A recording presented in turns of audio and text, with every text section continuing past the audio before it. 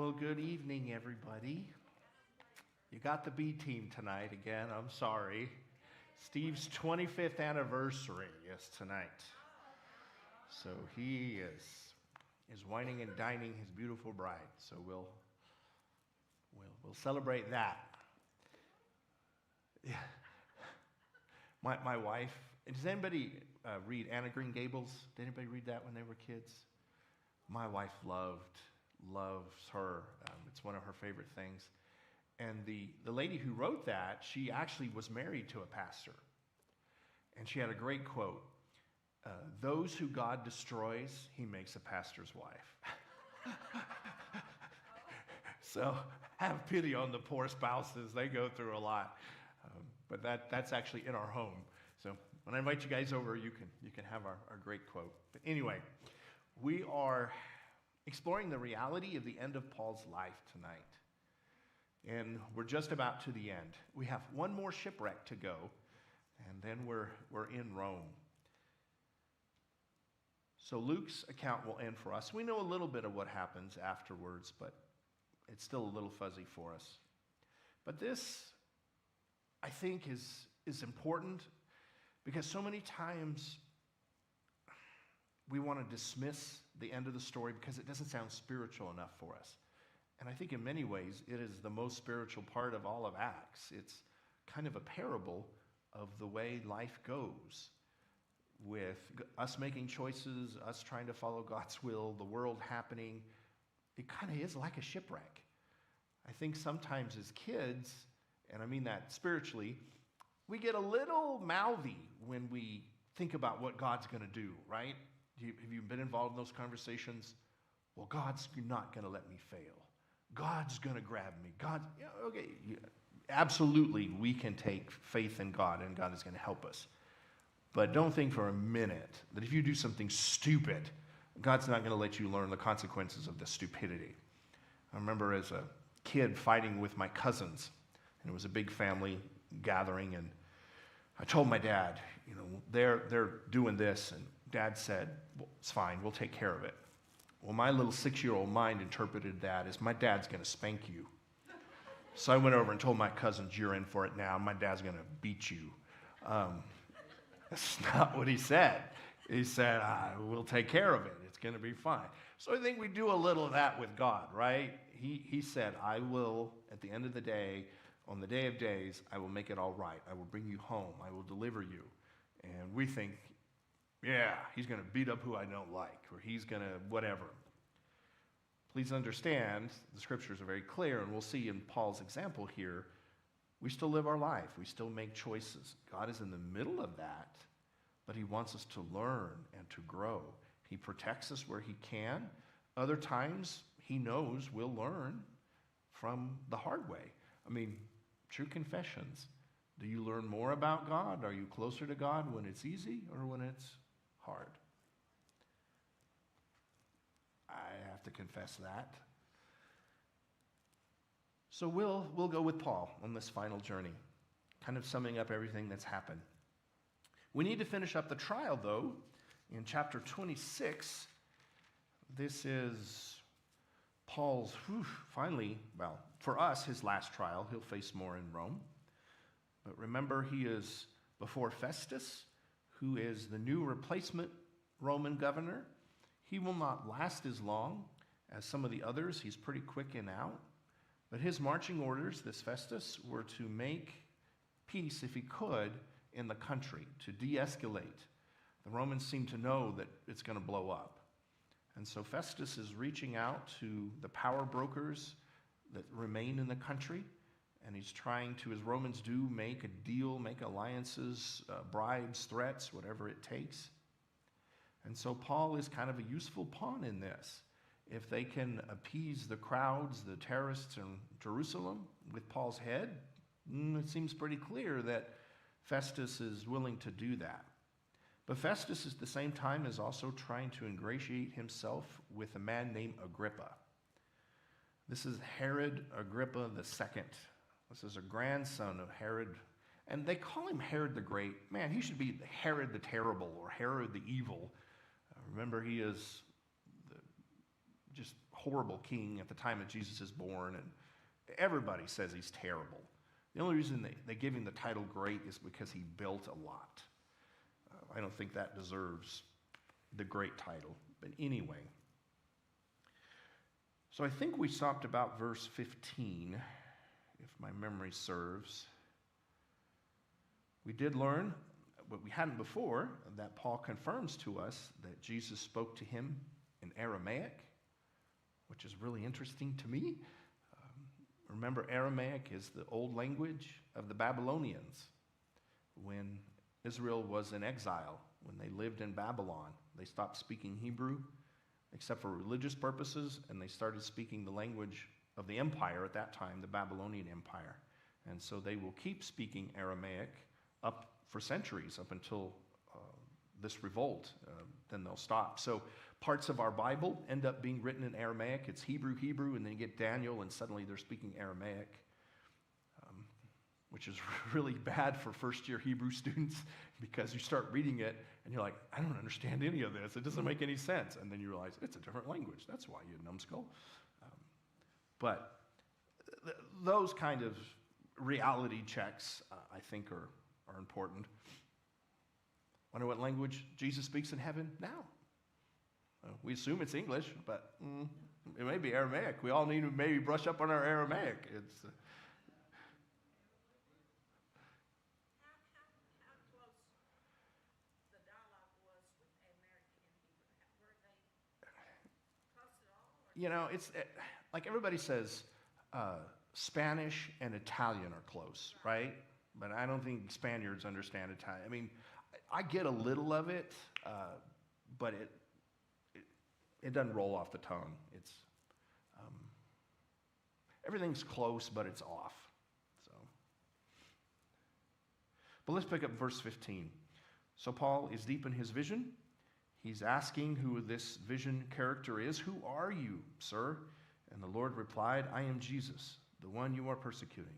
Now stand up, for I have appeared to you to appoint you as my servant and my witness. You are to tell the world about this experience and about the other times I will appear to you. I will protect you from both your own people and the Gentiles. Yes, I'm going to send you to the Gentiles to open their eyes so they may turn from darkness to light, from the power of Satan to God. Then they will receive forgiveness for their sins and be given a place among God's people who are set apart by faith in me. Now, this is the most detailed description Paul gives of the conversation with Jesus. Probably by Luke's intent, we're almost at the end of the book, so all the plot points are coming out. But you've walked with Paul through this journey. Was Jesus true to his word that he will protect him from both Jews and Gentiles? Yes? He's alive. Can you see Paul having that conversation with God? I got beat, I got chased, but they thought I was dead, and the Romans hit me, and God's saying, suck it up. You're alive. You're okay. See what I mean? There's a reality there. Not that God doesn't notice our suffering, not that God doesn't want to protect us from every circumstance, but people still have to make choices. God still wants that to happen. Doesn't mean God's not capable, but again, his point isn't to make us so dependent on him here in life. And sometimes we Christians talk about it that way, as if God has no educational plan for us. He needs us to learn how to choose between good and evil. We need to choose to follow his will, not through bribes or force or coercion, but out of love. And that takes some bumps and bruises. I've shared life with some of you all. It's not been a picnic. I mean, we've had challenges with kids and jobs and family members in trouble. We've lost spouses. And you guys are some of the best people I know, doing what God wants you to do. So don't ever think when it gets bumpy that God's mad at you or maybe something's wrong. It's actually probably working the way it's supposed to, as long as you seek the will of God. The world is never going to welcome God's will being easily done. Paul's life, all of the apostles' lives demonstrate that. Then we're sort of shocked out of this in verse 19. And so, King Agrippa, I was not disobedient to the vision from heaven. I preached first to those in Damascus, then in Jerusalem, and throughout Judea, and also to the Gentiles, that all must turn from their sins and turn to God, and prove that they have changed by the good things they do. This is one of the reasons I'm hitting this drum. It's not just say the right things when Paul is there, but we've got to change the things that we're doing. Again, God is not interested in works, but he is very interested in choices. So here's this man, King Agrippa II, Herod Agrippa II. He's been raised in Rome. He is a buddy, BFF of the Roman Emperor Claudius. He knows about as much as Judaism as, I don't know, nobody. He's not Jewish. His name is, but he's Roman. And so Paul is making all these allusions that I think he wants to get, but he probably doesn't really believe. So then he explains in 21, some Jews arrested me in the temple for preaching this, and they tried to kill me. But God protected me so that I am still alive today to tell the facts to everyone, from the least to the greatest.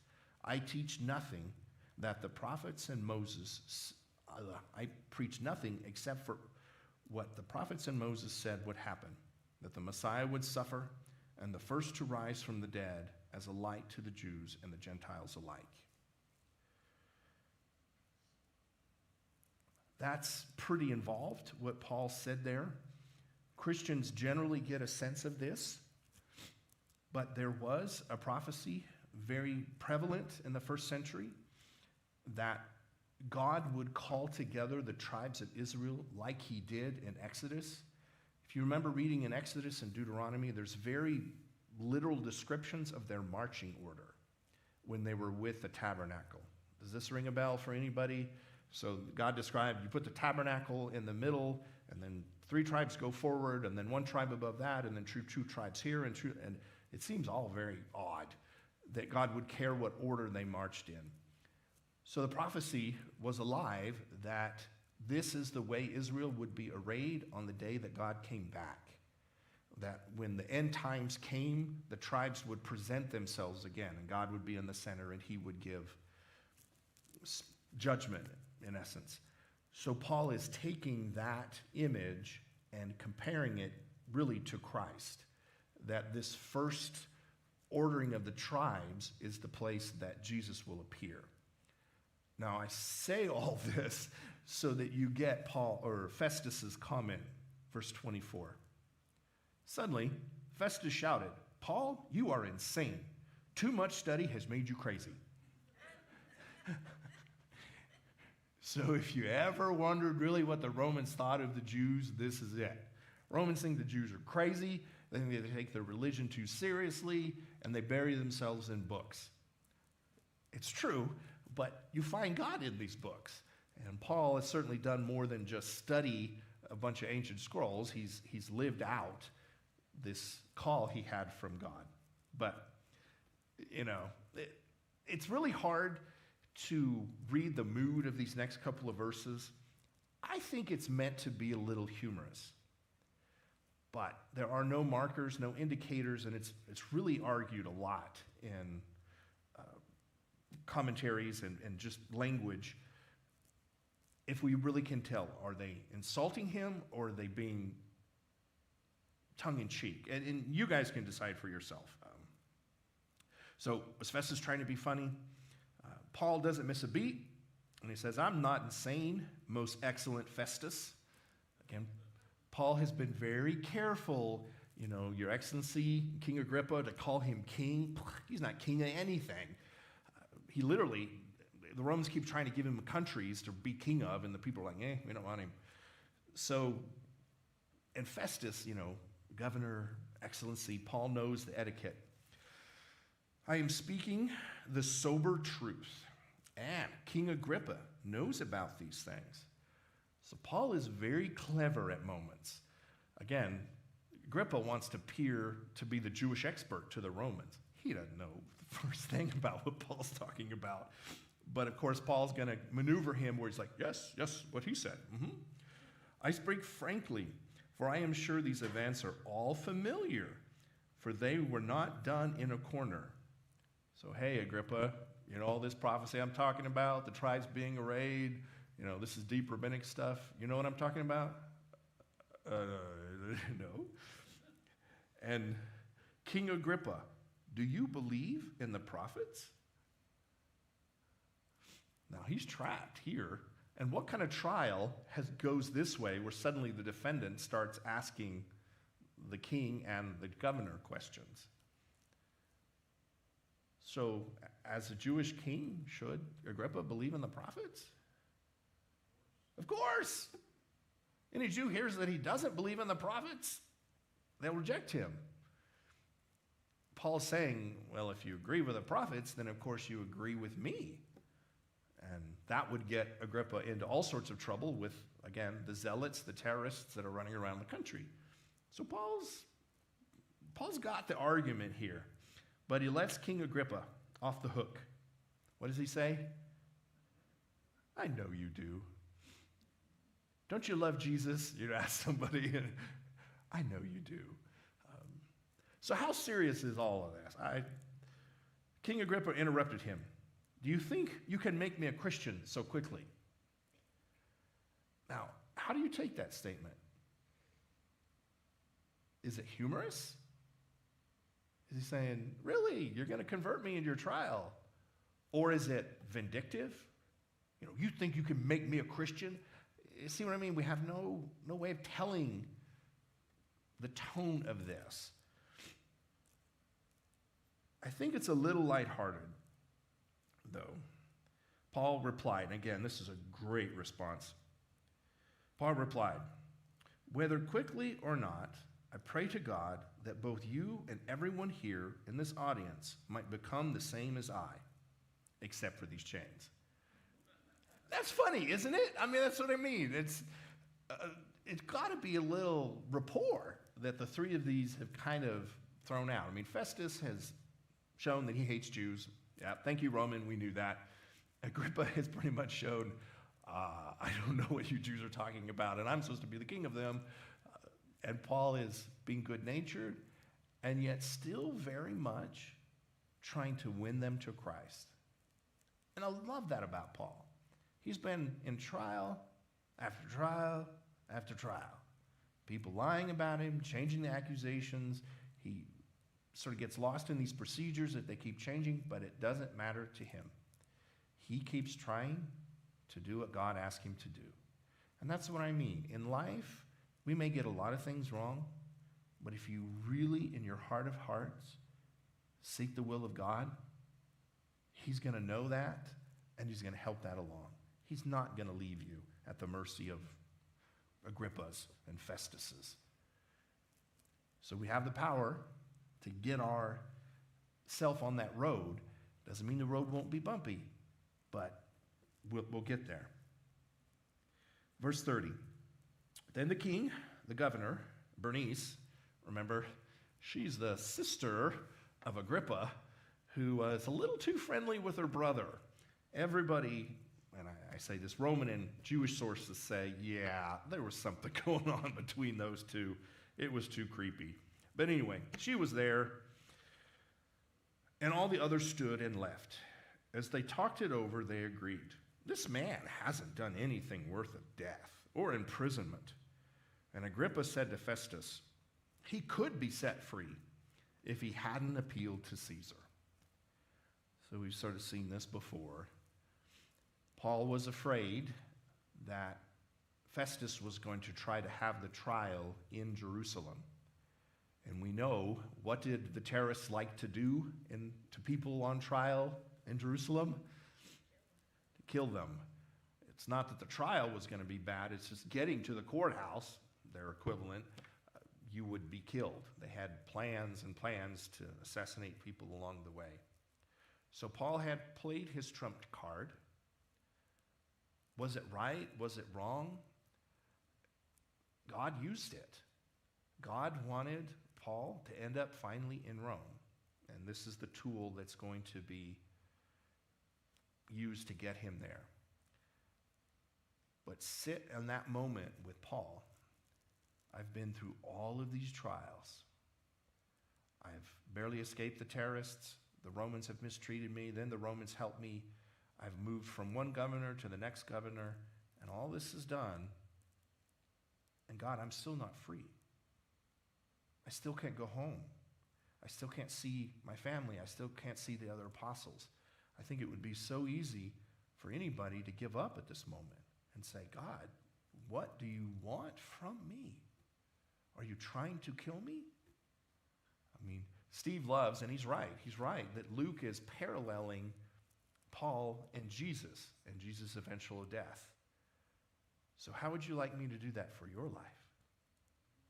Guess what? You're just like Jesus. It's going to end badly for you, but we want to watch. Not everybody has to die like Jesus.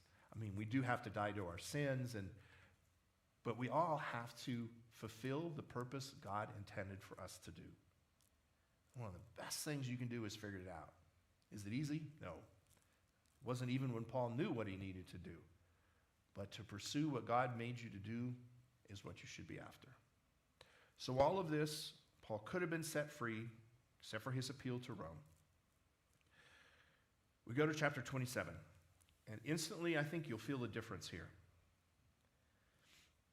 When the time came, we set sail for Italy.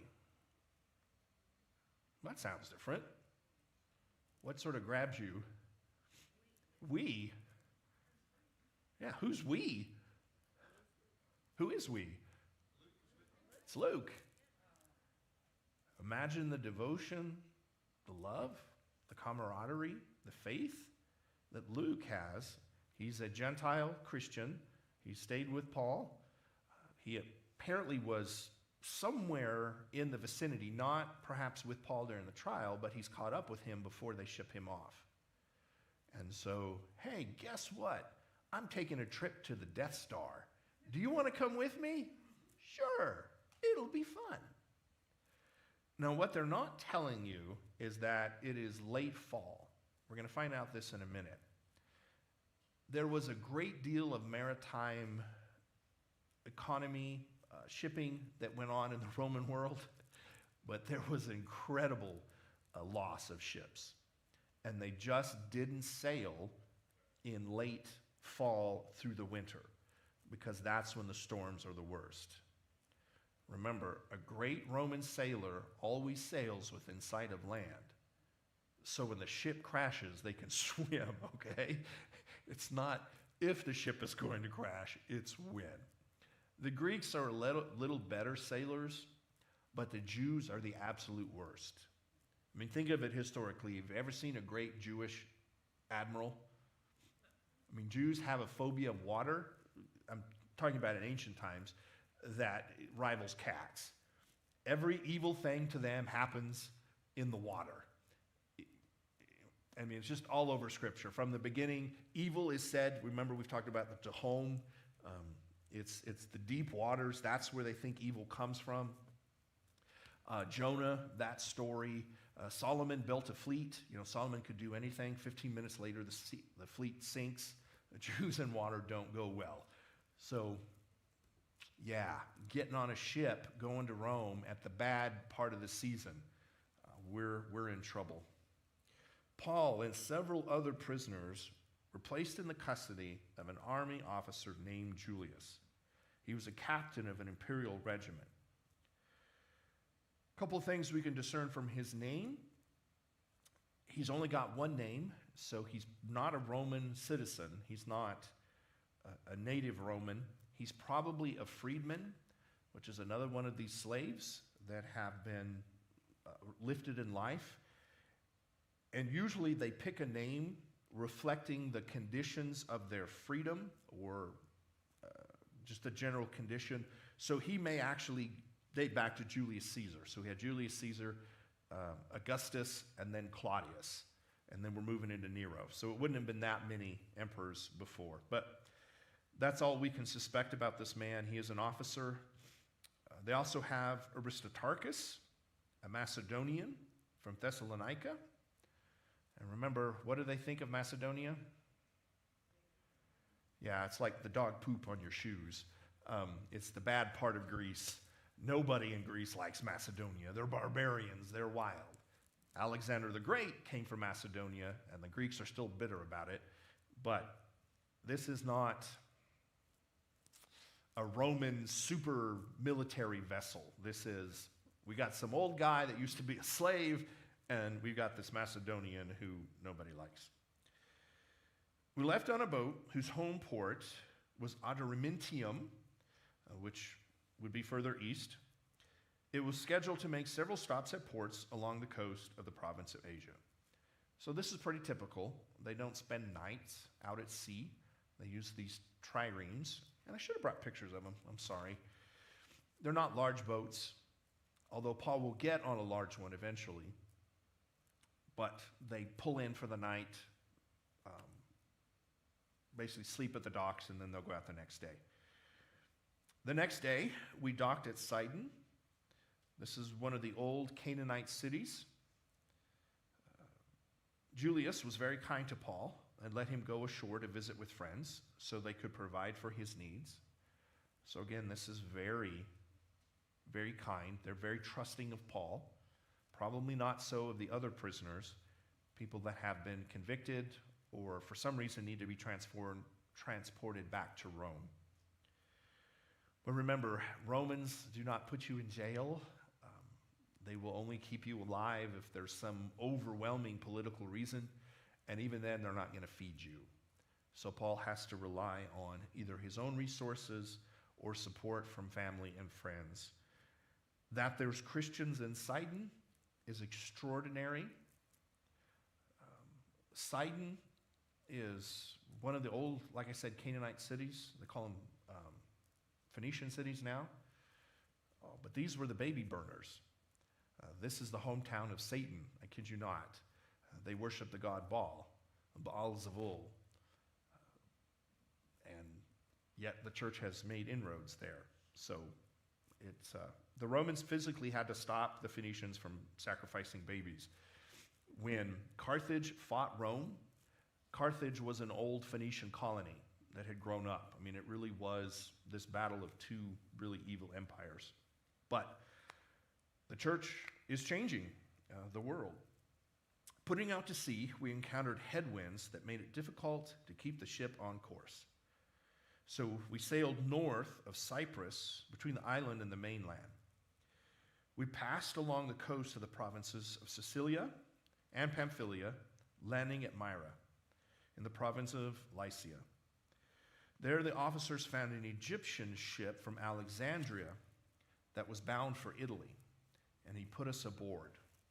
So I've got a map that can help us a little bit with this. That's Paul's sort of wild journey.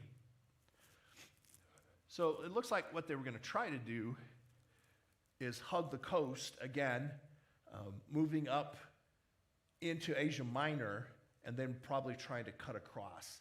But we'll see in a minute, as soon as they get, where's that? West of Myra, they get into trouble. They hit some sort of seasonal wind, and they're really blown off course. I mean, we're going to end up in Malta. Malta is like the moon for anybody in the ancient Near East. People live on Malta? So it's going to go desperately wrong. At one point, they're going to be afraid of crashing into the African coast. So it's just completely out of control. They get on one of these super tankers of the day. The Romans were shipping out of Egypt massive amounts of grain. Because of the Nile, Egypt always has superior agriculture, and that was the primary interest Rome had in controlling Egypt. So in order to feed the 1 million+ people in Rome, it's the bread that comes from Egypt that's making that possible. So I said the triremes were pretty small affairs, and they were, but there were these super tankers, and Paul's going to be on one that's about a mid-sized one, holds 300 people. A typical trireme would hold maybe 50. There's some, Josephus tells us, super ships that come out of Alexandria that hold 600 people. And again, when Josephus, who's a Jewish general that switches sides during the Civil War, he joins Rome against his own people. He's really hated. But he writes a lot of history for us. He was writing it to the Romans to explain the history of the Jews. But when he goes to Rome, he rides one of these 600 person grain barges, and it crashes too. And only 80 of the 600 survive. So Paul is on a much smaller one, but still, if you're on a little flimsy 50-person boat and you can get on a 300-person boat, way to go. I don't know that bigger ships are safer, are they? I don't know. I have no idea. They must have thought so. But sailing in the ancient world was really perilous. It's great for archaeology because we find so many good shipwrecks and great stuff in them, but terrible for people who had to live through it. So I had a chance, and I never did it. They found an Egyptian harbor. It's from an earlier period right out here called Thonis.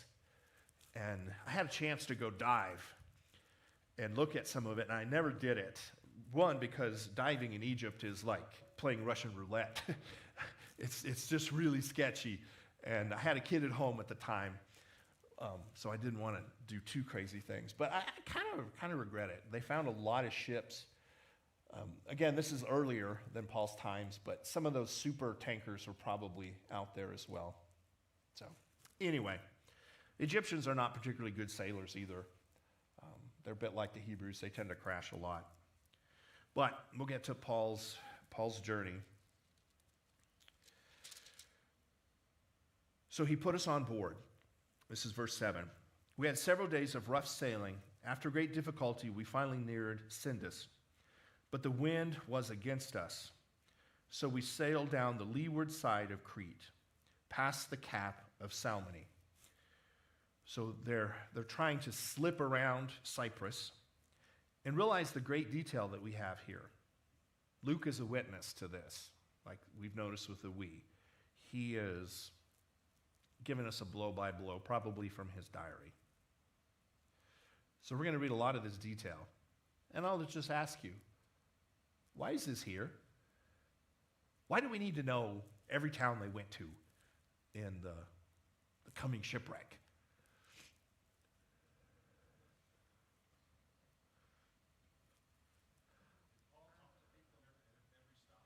He does it. He will talk to people on the ship, and he will, when they get to Malta, relate to people. But yeah, if they were founding churches along the way, you would think, man, that's a good thing. But Paul's freedom, where he's better than other prisoners, he's still a prisoner. He can't have free reign. This is just my theory, and you can take it or leave it. I think what Luke is trying to do is sort of sum up the whole experience of Acts with this story as a conclusion. Everything that the church has been through has been like a person on a ship, that we tried to go this way and we went this way, and then this mistake happened, and then this mistake happened. But at the end of the day, we did still get where we wanted to be. I mean, the church didn't just boom one day and everything went perfect. The church had constant challenges. Remember, we fought the Gentiles versus Jew debate, and then we had Peter, and then we had Paul. It was growing pains. It was struggle. It was like on a ship sometimes out of control. But the whole point is, it actually was still in God's control. People do the best or worst that they can, and God still works through it. So if you feel like you're on a ship out of control sometimes, I think Luke would agree with you. Verse 8, we struggled along the coast with great difficulty and finally arrived at Fair Havens near the city of Lycia. We had lost a lot of time. The weather was becoming dangerous for long voyages by then because it was so late in the fall. And Paul spoke to the ship's officer about it.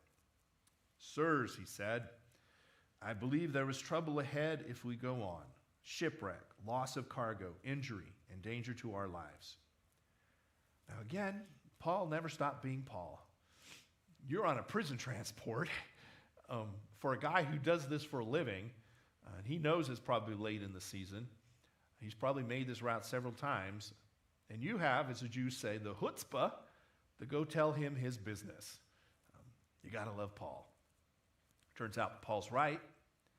In a couple of verses, when they have the shipwreck, Paul makes sure to tell the captain, remember when I told you this and you didn't listen to me? That's the Paul we know and love. But it is ominous. You can see, in a sense, the clouds forming in the distance. But the officer in charge of the prisoners listened more to the ship's captain and the owner than to Paul. And since Fairhaven was an exposed harbor, a poor place to spend the winter, most of the crew wanted to go to Phoenix, further up the coast of Crete, and spend the winter there. Phoenix was a good harbor with only a southwest and northwest exposure. So if we can go back to our map for a second.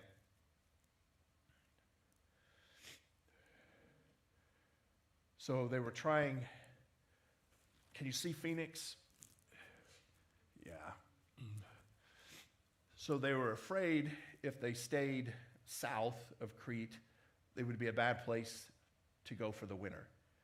And if they could just go up the coast a little bit, they could get to Phoenix, and that way they could wait out a couple of months, which again is not unusual for their maritime travel. But this is where it gets crazy, right? Just look how far it is from Fairhaven to Phoenix. And the storm hits them, and they end up in Malta, after fearing they were going to hit Africa. So, yeah, life goes astray a lot of times, not where we want to go. So we'll see if you see some Jonah moments in this. 13, when a light wind began blowing from the south, the sailors thought they could make it. So they pulled up anchor and sailed close to the shore. But the weather changed abruptly, and a wind of a typhoon strength, and what do they call it? Northeastern. We have those here, and they're terrible. Caught the ship and blew it out to sea. They couldn't turn the ship into the wind, so they gave up and let it run before the gale. So, I don't know if these are good sailors or bad sailors. If you would sink your ship trying to force it back to land, to go the way the wind is blowing. I grew up in El Paso. What do I know about ships? Nothing. But they went with the prevailing current. And I'll tell you, that's weird because the jet stream in the Mediterranean goes the other way. Just like it does sort of in the United States, it goes from west to east. And that's how Israel gets its rain. So that the wind was blowing so far west is really unusual. And that's probably what they're talking about. It's a typhoon. Something is really, really wrong. So is God mad at Paul? No. This is the world we live in. This is a fallen, broken world. Verse 16, we sailed behind a small island named Cauda, where with great difficulty we hosted aboard the lifeboat that was being towed behind us. Then we band the ship with ropes to strengthen it and hull. The sailors were afraid of being driven across to the sandbars of Citrus off the African coast, so they lowered the sea anchor and were thus driven before the wind. The next day, as gale force winds continued to batter the ship, the crew began to throw the cargo overboard. The following day, they even threw out the ship's equipment, which is to be their navigational equipment, and anything that they could lay their hands on. The terrible storm raged unabated for many days, blotting out the sun and the stars, until at last all hope was gone. No one had eaten for a long time. Finally, Paul called the crew together and said, well, let me stop there and say, there was a Greek custom that you could fast to the gods, specifically Poseidon, and that if he saw your, in a sense, sacrifice, that he would take pity on you and let you live. And so that appears to be what the sailors are doing. It's not that they don't have food or they're seasick or something crazy like that. It's that they're trying whatever they can think of to appease gods or to get some sort of help from this disaster. Paul called the crew together and said, "Men, you should have listened to me in the first place and not left Fair Havens." Paul, you're about ready to get thrown off the ship here, buddy. In the middle of a storm, and you got to say, "I told you so." You would have avoided all this injury and loss. But take courage. None of you will lose your lives, even though the ship will go down. For last night, an angel of God, to whom I belong and to whom I served, stood beside me. And he said, "Don't be afraid, Paul, for you will surely stand trial before Caesar. What's more, God in his goodness has granted safety to everyone sailing with you. So take courage, for I believe God. It will be just as he said. But we will be shipwrecked on an island." Now, this is unusual in many ways. In a Hebrew sense, if you wrote this story, you would have God actually appear to Paul and say these words, and then Paul would repeat these words later to an audience. Hebrews do that, not because they're boring, but because that's a way that the reader can tell that this is a genuine revelation from God. What you're supposed to learn to do is always read what God said word for word, and then you look how the person recites that, and it really should be word for word. I mean, this is from the get-go, Adam and Eve. God says specifically to Eve several things, and then when Eve repeats it to the serpent, she's got it wrong. So it's a clear Hebrew literary pattern. Luke's not doing that here. He's being more Greek at this moment. That part of the story now is being unfolded to us just in a narrative kind of way. I still believe God appeared to Paul and assured him. And what did God assure Paul? That he would get to stand trial before Caesar. Don't worry, you're not going to die. You're going to go to Rome and die. Oh, thank you. I feel good. So again, things are not out of control, even though it seems like everything is. I mean, can you hear Jonah here? Can you hear Jesus on the sea with the disciples here in the middle of the storm? It all seems to be going south. And God reminding Paul, and I think the church, even though there's this great Jewish revolution, even though the temple gets burned down, even though all the apostles except for John get killed, God has not abandoned you. We're going on this journey in the shipwreck together. It's going to be rough. We're going to wreck the ship. But you all are going to live. You're going to make it through this. I don't know how that crew would have taken that. Their whole livelihoods, their ability to survive in this world is on that ship. You'll see they throw everything aboard except for the wheat, except for the grain. And when it's all given up, at the last minute, they'll throw off the grain. Because that's what Rome expects. That's their livelihood. But we got a little more shipwreck to do. About midnight on the 14th day of the storm. And have you ever known a storm to go that long? Holy cow. But again, this is the winter season when they're not supposed to be sailing. As we were driven across the Sea of Adria, the sailors sensed land was near. They took soundings and found water was only 120 feet deep. A little later, they sounded again and found only 90 feet. At this rate, they were afraid we were going to be driven against the rocks along a shore. So they threw out 4 anchors from the stern, which gives you some indication of how enormous the ship really is. I mean, this is one of these massive grain barges. So they threw out 4 anchors from the stern and prayed for daylight. Then the sailors tried to abandon the ship. They lowered the lifeboat as though they were going to put out the anchors for the prow. But Paul said to the commanding officer and the soldiers, "You will all die unless the sailors stay aboard." So the soldiers cut the ropes and let the boat fall off. So the rats are getting off the ship. There's no way they can control this behemoth without the sailors. And the sailors have given up. They're just going to try to save their own skins.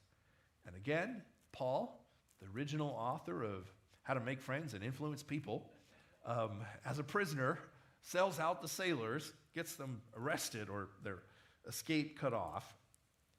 As darkness gave way to the early morning light, Paul begged everyone to eat.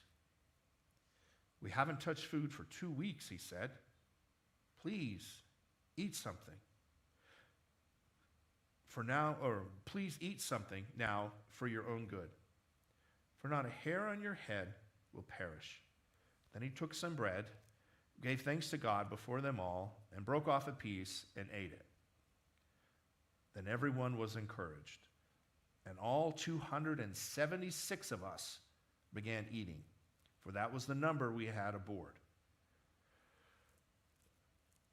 So Paul makes a little church aboard this ship that's doomed. Again, I pick on the guy for reminding everybody he's right, but then in the next moment, he'll do this incredibly brave, loving thing. This breaking of the bread, it sounds a lot like communion to us, right? It's actually the Jewish ceremony of breaking bread, which is where a lot of our idea of communion comes from. But bread is, of course, what in Hebrew? Life. It's lechem. So God gives us our daily bread, our daily life.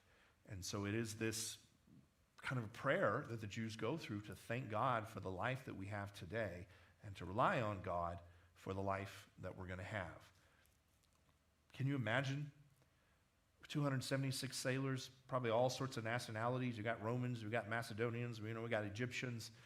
Paul's a Jew, and yet we all eat bread that I think is like the life of Christ. And we're told we get through this life not because we make a deal with some God that we're not going to eat, not because we can sneak away and steal the lifeboats before everybody else can get out. We get through this because God is going to get us through this. Church is going to get there. We're going to get there. Paul's going to get there. I think Luke wants us to get this. When morning dawned, they didn't recognize the coastline, but they saw a bay with a beach and wondered if they could get between the rocks and get the ship safely to shore. So they cut off the anchors and left them at sea. Then they lowered the rudders, raised the foresail, and headed towards the shore. But the ship hit a shoal and ran aground. The bow of the ship struck fast, while the stern was repeatedly smashed by the force of the waves and began to break up. The soldiers wanted to kill the prisoners to make sure they didn't swim ashore and escape.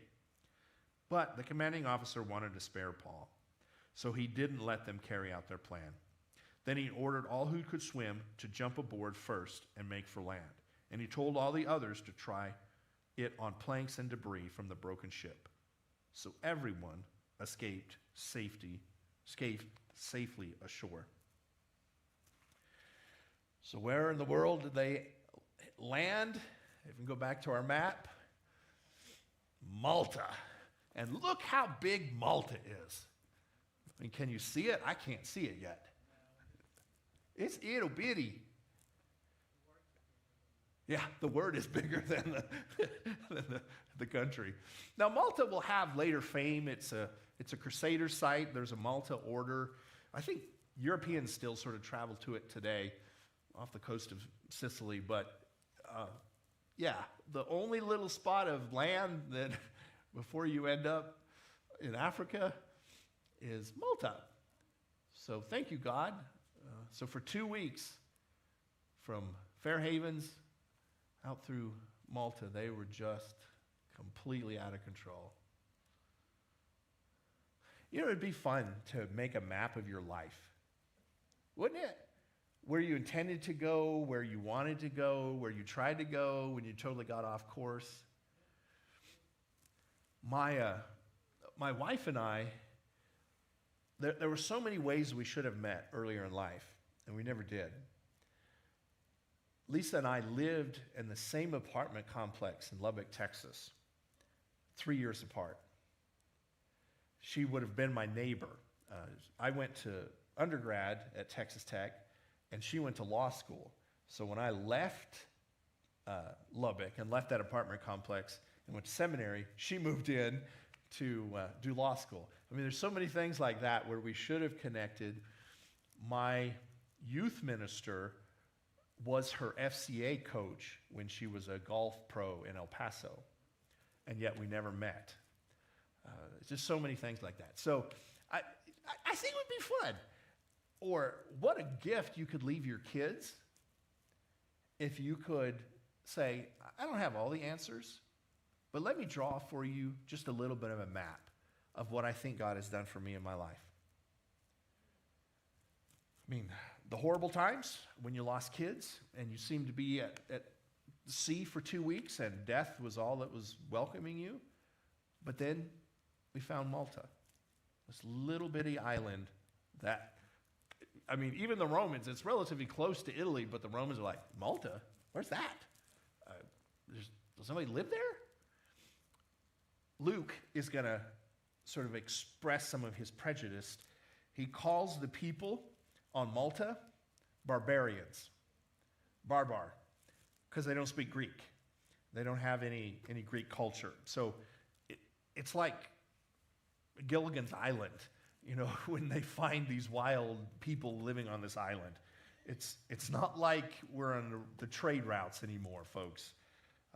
This is a miracle. So let me push ahead a little bit. Once we were safely ashore, we learned that we were on the island of Malta. The people of the island were very kind to us. And that's the people there is barbar. So the barbarians were kind to us. It was cold and rainy, so they built a fire on the shore to welcome us and warm us. As Paul gathered a armful of sticks and was laying them on a fire, a poisonous snake, driven out by the heat, fastens itself onto his hand. And the people of the island saw it hanging there and said to each other, a murderer, no doubt. Thought he escaped the sea. Justice will not permit him to live. But Paul shook off the snake into the fire and was unharmed. People waited for him to swell up or suddenly drop dead. Isn't that like people? You know, maybe call a paramedic, get a doctor. No, let's watch him die. But when they waited a long time and saw no harm could come to him, they changed their minds and decided he was a god. So again, help me with this, God. I have just had the sea voyage from hell. We were supposed to do up like 2 miles to get to a better harbor, and I've been at sea for 2 weeks. We have crashed this giant ship. People swimming on boards. We barely made it. I'm trying to light a fire so we can warm up, and I get bit by a snake. I mean, at what point do you think God has just had it with you? That God is, you know what, I'm going to kill you now. There's even a little bit worse to this. Malta has only 4 species of snakes today. We don't know if this is always true, but only 4 species of snakes today. None of them are poisonous. And of course, secular people jump on this. Oh, it's all a myth. Paul made this up, or Luke made this up, because there's no poisonous snakes, there's no vipers on Malta. I think the point was that the most unlikely bad luck kind of thing happened to Paul, right? You go to an area where there's supposed to be no snakes that can bite and poison you, and yet that's what happens. There is one snake, and I don't know exactly what happened. So they call it the leopard snake. I don't know if it looks like a leopard. It is more of a constrictor. And it's unusual. What did the text say that the snake did to Paul? Yeah, it bit him on the hand, and then it did what? It hung there.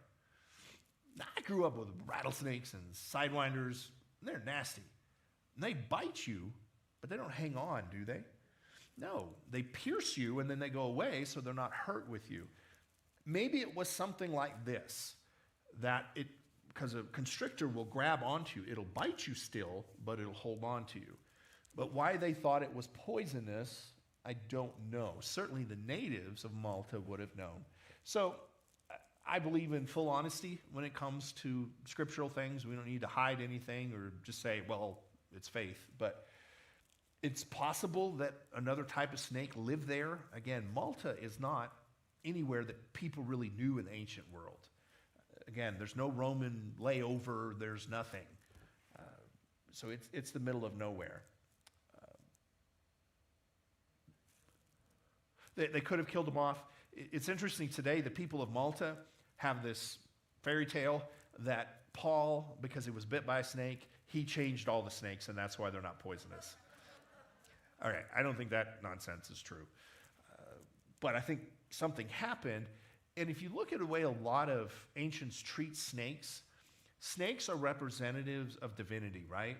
So like an Egyptian will wear a cobra on their forehead, and that tells you that that is royalty, it's a god. And if you do anything wrong, supposedly that snake comes alive and strikes you. Of course, we call that snake a seraph in Egyptian, and it shows up in Hebrew as a seraphim, right? So the highest angels that guard God in Isaiah are serpents. It creeps us out when you sing seraphim and cherubim. You're talking about big giant snakes with 6 wings. We leave it transliterated seraphim because if we all said at Christmas, oh, look, the snakes have come. But we know this, right? Because what is Satan? He's a seraphim. He's a snake that fell. They talk about his wings being ripped out, and he crawls on his belly and eats dust. So there is this sense that the snakes can represent divinity, represent justice. And so maybe the islanders thought, see, this prisoner, like they were saying, he thought he had escaped justice, but he's going to get his just desert because the serpent has attacked him in whatever way. But of course, the main point is Paul is able to shake it off. Again, I think in life, people are going to count you out, count you dead, count you defeated, count you done before you really are. Remember Paul, that you can get back up on your feet and say, I don't know what the snake did, but I'm fine. So I'm going to stop. Questions? Yes.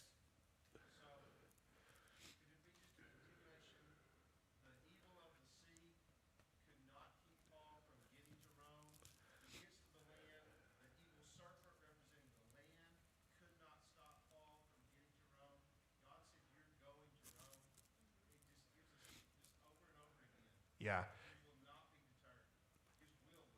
I think that'll totally preach. Christians generally, though, are the only ones that see serpents as evil. That's a different kind of a cultural thing because of this angel. We read the New Testament, we read that serpent, and we think that's what they all were. But you're not wrong. You're not wrong. So, any other questions? Yes, way in the back. Barely see you.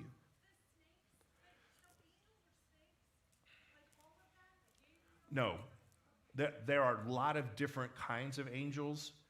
So angel is just a generic term we use for any kind of messenger for God. So they're like cherubim, which are very sphinx-like creatures. So they have different kind of animal heads. Then we have cherubim described to us that are the high ones, and these are the serpents with wings. Again, for Hebrew, it would instantly say that God is divine. And that's the first part of the story of where Satan came from. We know he was an angel, but we imagine he was a guy with wings, right? Because that's what the Romans thought angels were. That's not biblically what they were. But there's other kinds of angels. There's Ophanim that are like circles within circles. There's other ones that are just light. There's lots of...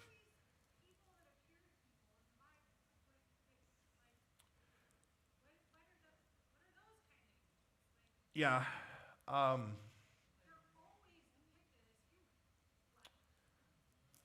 Not always. Oh, yes.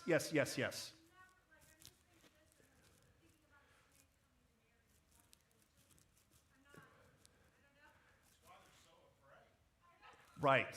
That's the point. Look at every time a person sees an angel and they recognize an angel, the first thing they do are absolutely afraid. I can bring in more stuff and we can go through it slower. It was a huge cultural shift when Christians took over. And because so many of us were Jews, or so many of us were Greeks and Romans, and we saw cupids as the people that were messengers between the gods, which are obviously babies with wings. And we still think cherubims are that today. You go to the Christian bookstore and you pick up a cherubim, and the cherubim's described in Ezekiel. It's nothing like that. So we kind of morph that into, well, some of the Bible passages say they appeared human. So we put wings on them, and that's entered our popular imagination, and it's gone gaga. So, one of the shocking things, if you want to, boring thing that I used to work on, so there are seals, they're called bula, they're little mud seals from the time of Hezekiah. So if there was a government document, they would take their rings and they would put them in the mud seals, and thus a pot or a piece of papyrus was secured. To find those is great. And there's all sorts of iconography that we discover. And one of the things they were using in Judah was this winged serpent image. And again, when Christians see it, they think, oh, it's a snake, it's a devil. Where Jews were thinking, no, this represents divinity. This represents the king. So it's just a big cultural shift. Yeah. There's something about six-winged serpents, too. The Egyptian seraphim usually don't have six wings, and it was in Judah that they did. So I can't explain that. But question? How many miles was it for Paul to make that journey? That's a great question. I don't know. Several hundred. I could tell you certainly this is from Jerusalem to maybe Sidon. Oh, okay. Yeah, that would, because that's about 200 miles from Jerusalem to Sidon. So, do your math. It's a lot.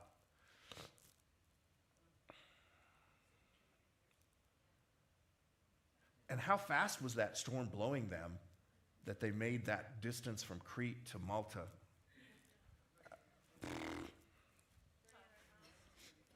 Yeah.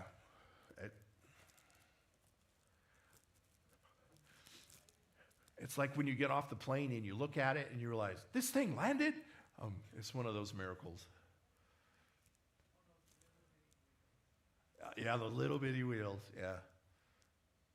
Sometime I'll tell you about flying Balkan Air in Macedonia. Yeah, that was one of those miracles you walked away from. But anyway, let's pray.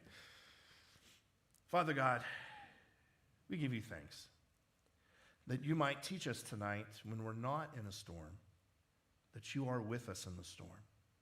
We can say a lot of cute phrases and be pithy in a sermon. But Father God, sometimes it is hard. We do feel alone. We feel like we move from one crisis to the next, and we're not sure that you're with us. We want those angels, oh Lord, to come and talk to us, to assure us that it's okay. Give us the strength, O Lord, to be those angels for our family and friends, especially as we look at younger folks that are going through the turbulence of this year, of this economy, of just COVID. May we be the ones that listen to your Spirit and tell them, this storm is going to end, and we're going to end up in a place we didn't expect, but God will meet us there. We'll be able to shake off snakes and go about the work God meant us to do. So teach us through these storms to hold on to your will. We're going to be all right. We're going to get your will done. We're just going to have to choose it. Help us, bless us, and be with Steve and Elena tonight. May they know how much we love them and how much we rejoice with them in this anniversary. In your son's name we pray. Amen.